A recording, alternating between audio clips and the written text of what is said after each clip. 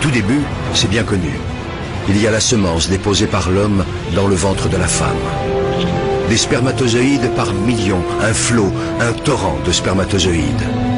Tous vont mourir, tous, sauf un. Pour eux, les messagers de la vie, c'est le début d'une véritable course au trésor, d'un sprint éperdu de plusieurs heures vers un rendez-vous galant, avec au bout, peut-être, la récompense du haut vainqueur et une fabuleuse promesse de vie.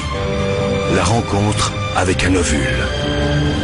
Agitant leurs flagelles, les spermatozoïdes progressent des heures durant, millimètre par millimètre, obstacle après obstacle. Le vagin et son acidité meurtrière, le passage encombré du col de l'utérus, l'utérus lui-même. Un véritable parcours du combattant. Les plus fragiles, les mal formés et les traînards capitulent. D'autres restent piégés ou s'égarent en chemin. Là se présentent deux tunnels différents, deux voies possibles. Seulement voilà, une seule de ces voies mène vers l'ovule. Dans cette course effrénée à la vie, il n'y a pas que l'énergie qui compte. Le hasard et la chance ont eux aussi leur mot à dire. De puissants courants freinent leur navigation. Des vagues font onduler un tapis de cils qui contrarie leur progression. Imaginez, les concurrents encore en lice ont déjà presque parcouru l'équivalent, pour eux, de la distance qui sépare la Terre de la Lune. Et pourtant, l'irrépressible force de la vie les pousse sans cesse vers l'avant. Enfin, au bout du long tunnel obscur, tel un astre mystérieux, l'ovule. Il suffit qu'un seul spermatozoïde, un seul, atteigne l'ovule, y pénètre et fusionne avec lui pour que naisse un espoir de vie. Chacun de ces millions de spermatozoïdes porte en lui son secret. C'est à ce moment-là que se joue la loterie de l'existence. Ils ne sont désormais qu'une centaine à explorer la surface de l'ovule. Quelques-uns seulement parviennent à se faufiler jusqu'à la capsule. Formidable armure protectrice. Dernière agitation, ultime frénésie. Soudain, l'un d'entre eux finit par trouver la voie. Ça y est, c'est lui, le seul, l'unique. Aussitôt percé, la carapace durcit et les autres spermatozoïdes se heurtent à une barrière infranchissable. Pour eux, le voyage est terminé. Si près du but.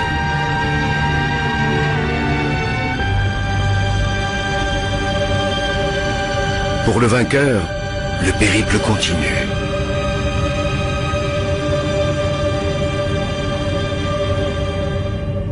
Il perd son flagelle, devenu inutile, et libère son trésor. Le patrimoine génétique de Manu s'unit à celui de Barbara. De cette union va naître une cellule unique au monde. Rêve d'amour, fruit du désir, et déjà esquisse de vie. Un œuf. Dès cette seconde, tout est déjà écrit, ou presque. Et puis le processus s'accélère. Une nouvelle vie s'organise. Une nouvelle aventure commence. L'œuf, instantanément, se divise en 2, puis 4, 8, 16, 32 cellules identiques. Il entame en même temps un lent et long voyage. Au 3e jour de son expédition, il plonge dans une immense grotte qui lui sera bientôt familière, l'utérus. Au 6e jour, l'œuf sort de sa coque et se pose délicatement sur la paroi de ce très accueillant refuge. Il se construit un nid où, sauf imprévu, il a élu domicile pour 9 mois. Au fur et à mesure que l'œuf s'enfonce dans la paroi souple de l'utérus, il se transforme de façon radicale. Il commence par élaborer des connexions avec son environnement. C'est le futur placenta, une plateforme d'échange permanent avec le corps de Barbara. Simultanément, au centre, un disque se dessine. L'œuf se transforme et devient l'embryon. Âgé de 14 jours, il n'a pas encore la taille d'une tête d'épingle. Quelques jours plus tard, l'embryon s'est considérablement épaissi. Il repose maintenant au centre de 2 poches remplies de liquide. Une incroyable cascade de transformation l'agite. Cela commence par la formation du système nerveux. Sur son dos, une gouttière se creuse, puis, comme un ourlet, elle se referme sur toute sa longueur et devient un tube. C'est la future moelle épinière. Et ces deux bourrelets géants, ce sont les futurs hémisphères cérébraux. Pendant ce temps, l'embryon s'est enroulé sur lui-même. Un cœur rudimentaire prend lentement forme, des vaisseaux se dessinent. Le système circulatoire du sang s'ébauche.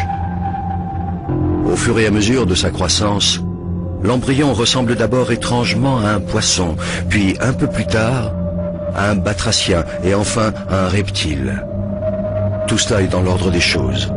L'embryon humain en formation passe par toutes les étapes de l'évolution des espèces.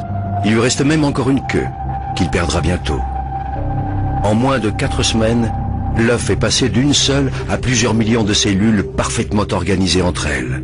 Car ce minuscule organisme est le génial architecte de sa propre construction. Attardons-nous un instant sur un phénomène mystérieux parmi tant d'autres. Une histoire de cœur. Un cœur qui bat. Toutes ces petites boules rouges, ce sont les cellules du futur cœur. L'une après l'autre, elles s'animent et se mettent toutes à pulser à l'unisson. Cette rythmique primaire, c'est le tam-tam de la vie, la pompe du cœur. La machine à vie est enclenchée. L'embryon n'a que 22 jours et mesure désormais 2 mm. Débute alors une nouvelle et spectaculaire métamorphose. 4 semaines scandées par une multitude de transformations vont modeler notre petit mammifère aquatique. Puisant via le placenta nourriture et énergie dans le corps de sa mère, l'embryon prend lentement forme humaine. La forme du visage s'esquisse et s'enrichit bientôt de 2 petits renflements sombres qui deviendront les yeux. Des yeux encore dépourvus de paupières, mais des yeux déjà.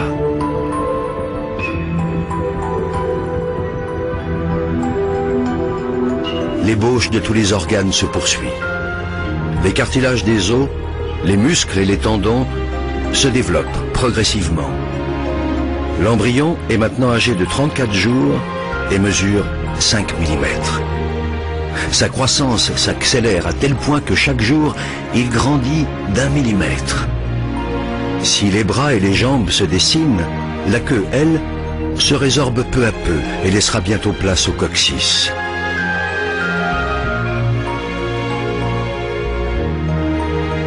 Les orifices de la bouche et des narines se sculptent. La nuque s'affine.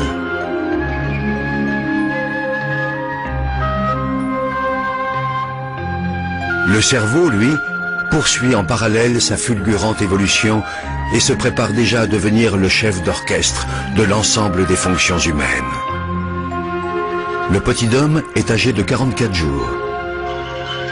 Il mesure 17 mm.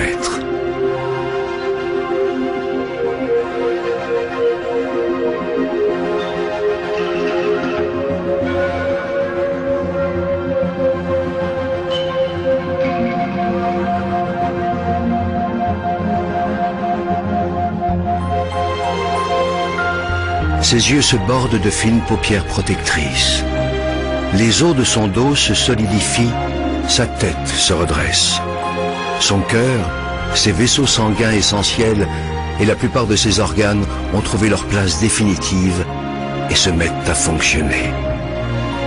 À 60 jours, l'embryon, qu'on appelle désormais un fœtus, mesure 3 cm et ne pèse que 11 grammes. Barbara achève son 2e mois de grossesse et tout se passe à merveille.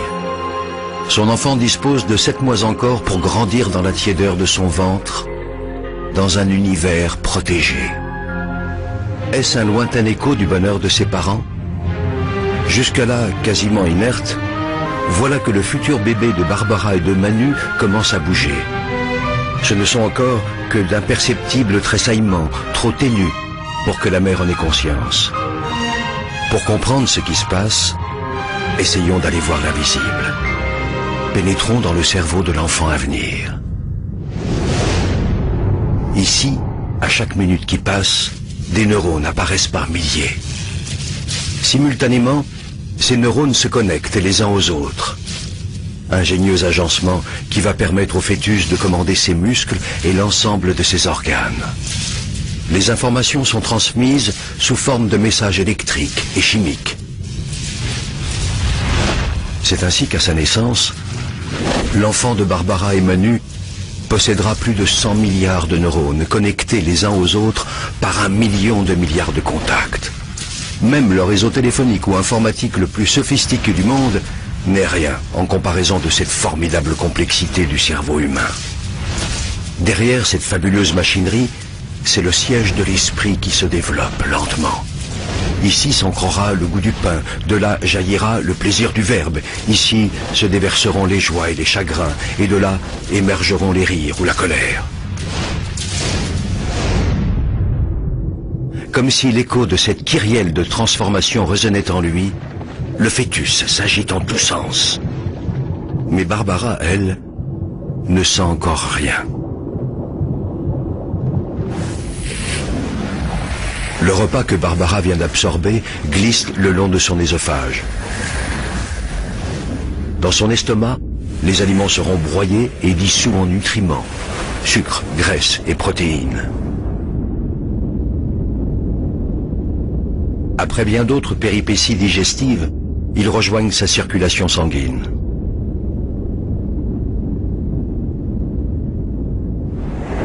Là, dans le placenta, ces nutriments vont passer de la mère à l'enfant à travers un filtre d'une stupéfiante efficacité. Il rejette les éléments trop volumineux comme par exemple la plupart des bactéries qui pourraient lui faire du mal.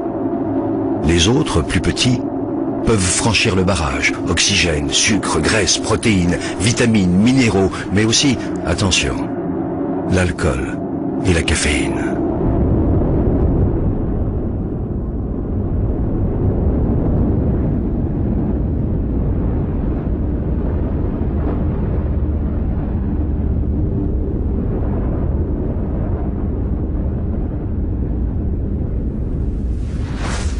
Une fois dans le sang fœtal, ils sont acheminés jusqu'au futur bébé par le cordon ombilical.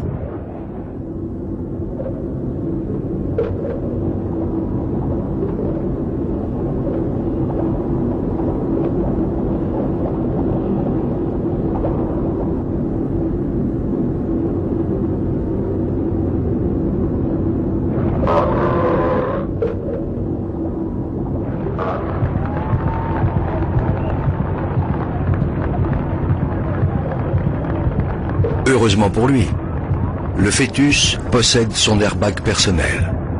C'est le liquide amniotique qui le protège des secousses et des chocs. Le petit en est à son 3e salto avant et son cœur atteint bien vite les 220 pulsations par minute. Mais dès que les pirouettes maternelles cessent, le bébé s'apaise à son tour et son rythme cardiaque redescend autour de 160 pulsations, ce qui est, malgré tout, le double de celui de sa mère. Une partie de la fumée que Barbara inhale parvient jusqu'à son bébé. Les toxines, en effet, traversent le filtre du placenta. Le fœtus est extrêmement sensible au tabac et il n'a aucun moyen de s'en protéger. La menace est considérable, car toxines et nicotine freinent le développement de l'organisme. Le bébé court donc le risque de naître trop petit ou avant terme.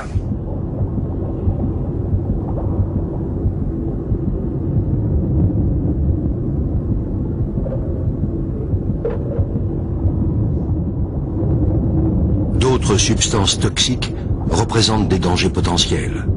L'alcool, par exemple, qui passe immédiatement du sang de la mère à celui du fœtus. Les dégâts provoqués peuvent être irrémédiables, malformation physique ou retard mental.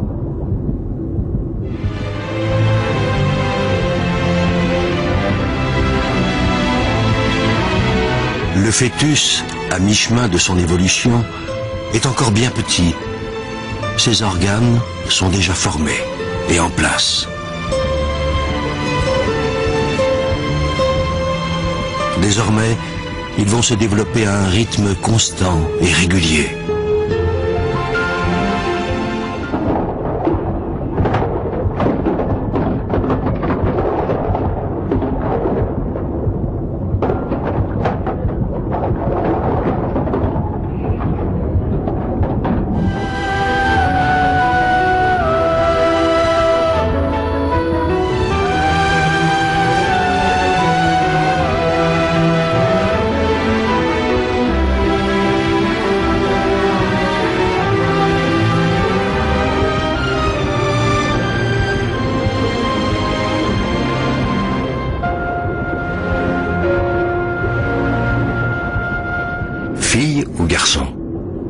Sur le plan génétique, la partie est jouée depuis l'instant de la fécondation. Mais le sexe de l'enfant restera longtemps secret, jusqu'au 3e mois. C'est à cette époque-là de sa vie que se dessinent les organes génitaux qui lui permettront, le jour venu, de procréer à son tour. Le bourgeon génital évolue. S'il s'allonge, ce sera un pénis et donc un garçon. Remplis de spermatozoïdes immatures, ces testicules descendent dans la peau des bourses. Si c'est une fille, le clitoris, le vagin et les lèvres se forment progressivement, tandis qu'un stock de 2 millions d'ovules immatures se constitue dans ses ovaires. Le futur bébé absorbe de plus en plus l'eau du liquide amniotique. Depuis le 4e mois, ses reins fonctionnent. L'évacuation devient naturelle, il fait pipi. Le placenta agit comme un filtre, un peu comme des couches, et la plupart des déchets rejoignent les reins de sa maman.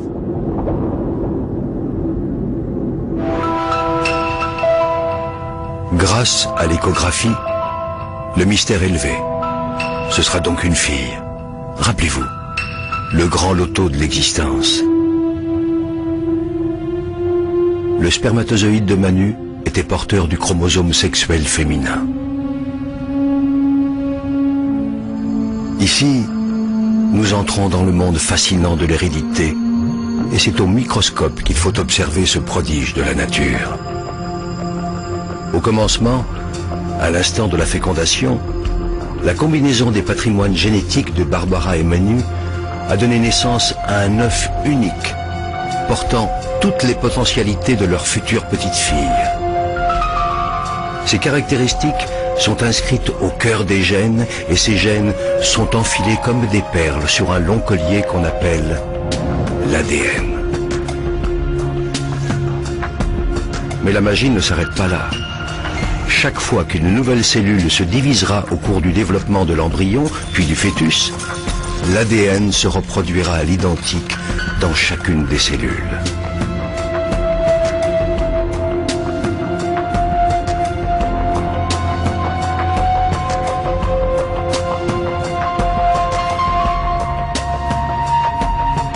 L'ADN, ce long fil de vie n'a pas fini de révéler ses mystères. Il porte donc cette fameuse hérédité que les parents lèguent à leurs enfants.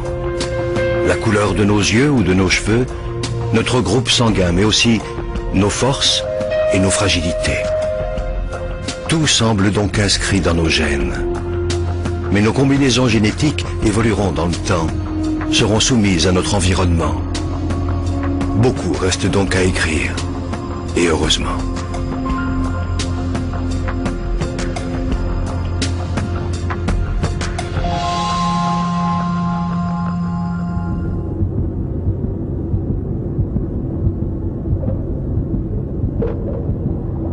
La petite réagit de plus en plus au bruit qu'émet l'organisme de sa mère, les battements de son cœur, mais aussi et surtout le son de sa voix, qu'elle apprend peu à peu à reconnaître.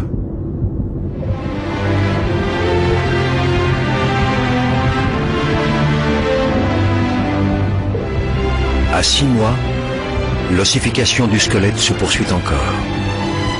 À sa naissance, le puzzle de son squelette comptera jusqu'à 300 pièces. Nombre de ces os fusionneront plus tard. Au final, à l'âge adulte, il y en aura 206. Les mouvements de Julia sont de plus en plus précis, amples, harmonieux. Elle ne se fait pas prier pour exercer ses nouveaux talents. La communication entre Julia et Barbara se fait chaque jour plus riche. Émotion, appréhension, joie et stress sont vécus à l'unisson.